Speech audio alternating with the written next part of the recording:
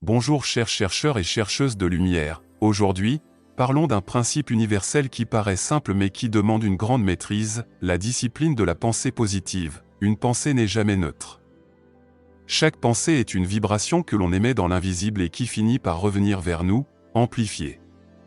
Penser, c'est semer. Et tôt ou tard, ce que l'on sème dans l'esprit pousse dans la matière. Voilà pourquoi une personne qui nourrit constamment des pensées de peur, de haine ou de doute attire ces mêmes expériences dans sa vie.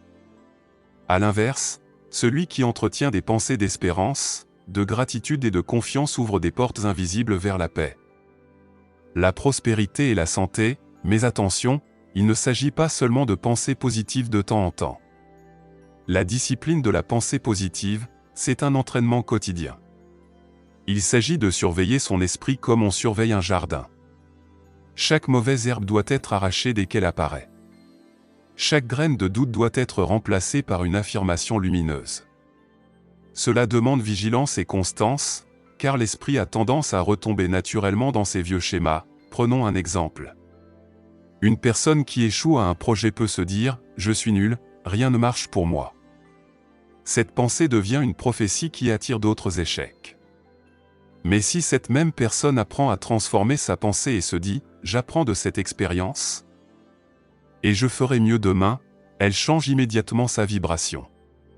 Et cette vibration nouvelle attire de nouvelles opportunités. Chers chercheurs de lumière, souvenez-vous, les pensées sont des prières silencieuses.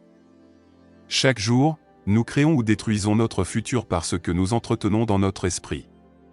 Cultiver la discipline de la pensée positive, c'est reprendre le pouvoir.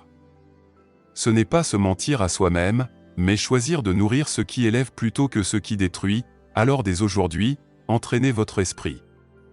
Au lieu de nourrir les peurs, cultivez la gratitude. Au lieu de répéter vos limites, proclamez vos possibilités. C'est ainsi que peu à peu, votre monde extérieur se transformera à l'image de votre monde intérieur.